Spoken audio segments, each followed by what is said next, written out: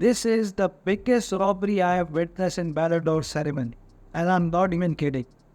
क्योंकि 2-3 महीनों से हमें हर कोई यही बता रहा था, चाहे वो क्रेडिबल जर्नलिस्ट आप उसको मानते हो, चाहे आप उसको क्रेडिबल जर्नलिस्ट नहीं मानते हो, जो भी रिपोर्ट, जो भी सोर्स आप उठा के देखो, हर कोई हमें यही बता रहा था कि Vinicius Junior is going to win the Ballon d'Or. Vinicius Junior is going to win the Ballon d'Or. चाहे वो बारसा बेस्ड जर्नलिस्ट हो, चाहे वो प्लेयर्स हो, चाहे वो मैनेजर्स हो, हर कोई हमें यही कहता मिल रहा था कि Vinicius Junior is going to win the Ballon d'Or and he is the deserved Ballon d'Or winner अगर वो जीतता है। But all of a sudden reports आती हैं कि Real Madrid and Vinicius Junior not going into the ceremony और lottery has won it. All of a sudden news आती है और ऑनेस्टली ये चीज़ें शुरू हो गई थी कल रात से ही। रात में मैं ट्विटर देख रहा था तो थोड़ी सी नर्वसनेस थी अमंग द फैंस, और मैं देख रहा था कि फैंस के बीच नर्वसनेस है, राइटली सो।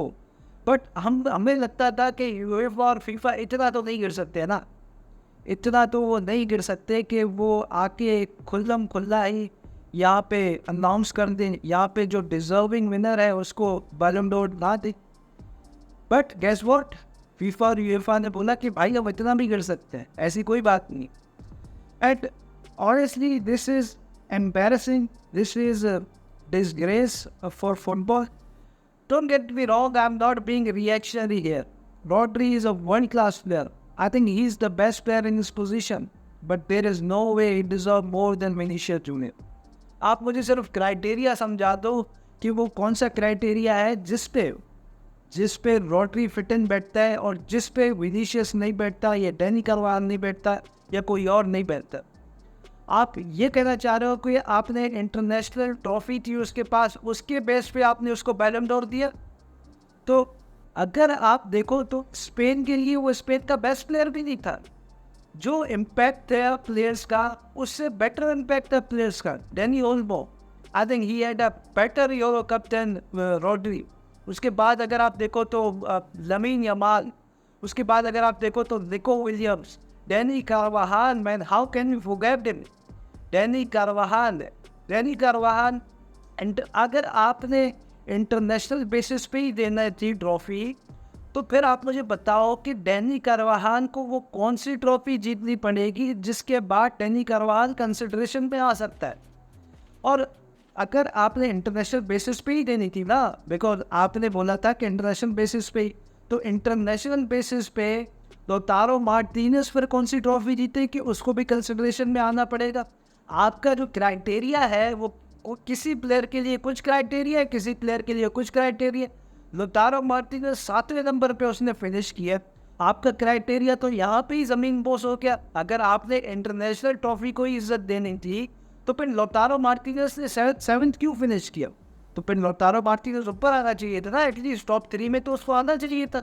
अगर इंटरनेशनल ट्रॉफी की ही बेसिस पे आपने देनी थी, दिस इज एब्सोल्युटली रिडिकुलस भाई। जिस तरह से यहाँ पे जिताया गया रॉड्री को, I am saying Rodri is a world class player, but Vinicius junior deserve is more than anyone else, and this is the fact. You know what is the funniest thing?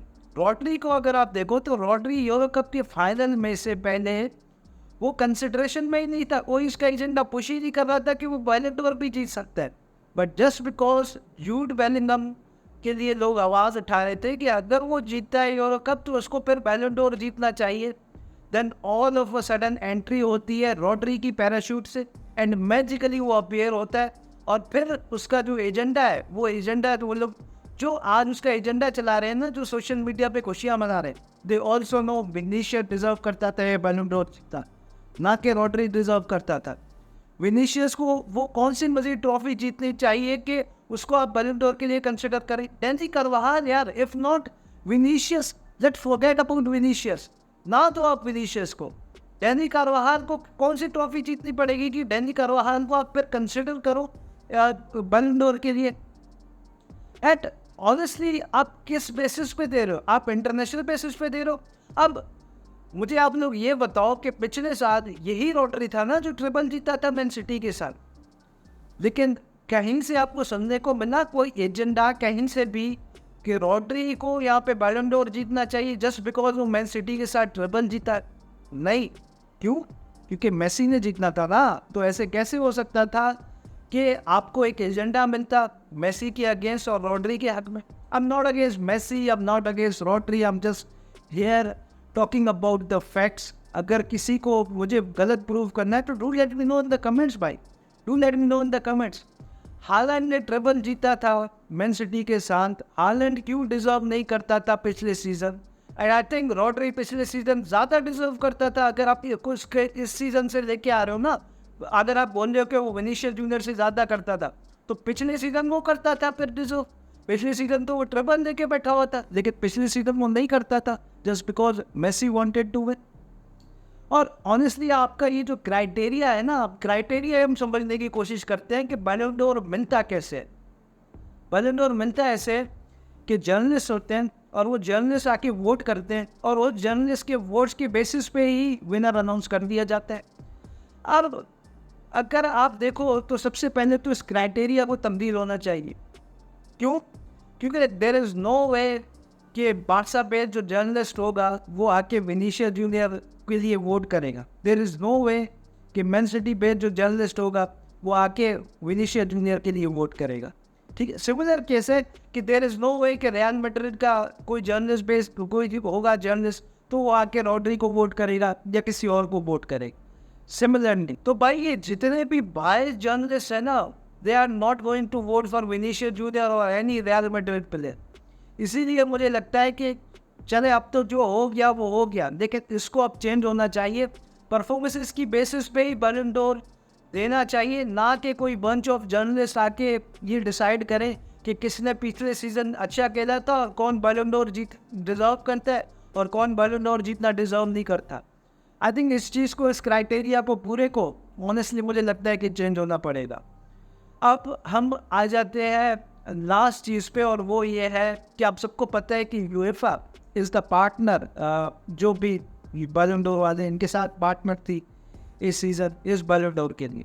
और आप सबको पता है कि UEFA के साथ real Madrid का relation, हमारा रिलेशन आप सबको पता है। एंड मैं आप लोगों को एक चीज़ बताऊं, super league will happen, super league has to happen और सुपर लीग को अब तो होना ही होना चाहिए because FIFA and UEFA is a monopoly. ये एक माफिया है जैसे फ्लोरेंटिनो पेरेज ने कहा, और इसके अगेंस्ट हमें अब खड़ा होना पड़ेगा सीरियसली, इनफ इज इनफ। अब हुआ कुछ ऐसे कि कुछ महीनों पहले तक तो हमें ये पता था और 2-3 दिन पहले तक तो हमें यही पता था कि Vinicius Junior is going to win the Ballon d'Or. लेकिन all of a sudden Man City यहाँ पे कॉन्टैक्ट करती है रियल मैड्रिड को। I mean City showed character है, सिटी शोड क्लास है। उन्होंने रियल मैड्रिड को कॉन्टैक्ट किया और उन्होंने बताया कि भाई रॉड्री जो है वो बैलन डोर जीत गया।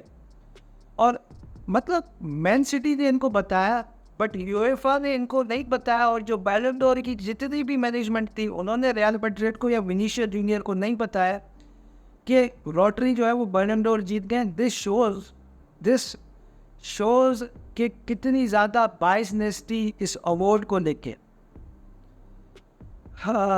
Man I honestly don't know what to say. और आपने जो ये best club of the year announce किया उस पर आई थिंक रियल मैड्रिड ने ठीक ठाक किया कि रियल मैड्रिड ने जो स्टोरी थी या जो पोस्ट थी वो नहीं की। And rightly so, we should boycott this awards जब तक डिजर्विंग अवार्ड्स नहीं मिल जाते। और आप सबको, आपके बैलन डोर विनर की और सबको जितने भी ये मैनेजमेंट है जिन्होंने वोट किया उनको उनकी औकात तो पता चल गई होगी। जब आप बैलन डोर अनाउंस करने जा रहे थे और बैलन डोर सेरेमनी में से लोग उठ के पीछे से चैंट्स कर रहे थे कि Vinicius junior Vinicius junior. I honestly don't know what to say more man। बाकी यार do let me know in the comments what do you think, क्या लगता है आपको कि कौन डिजर्विंग था।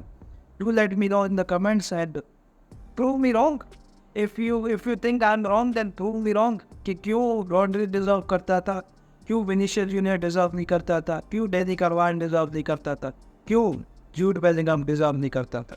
do let me know in the comments। तो भाई मिलते हैं नेक्स्ट वीडियो में, चाओ।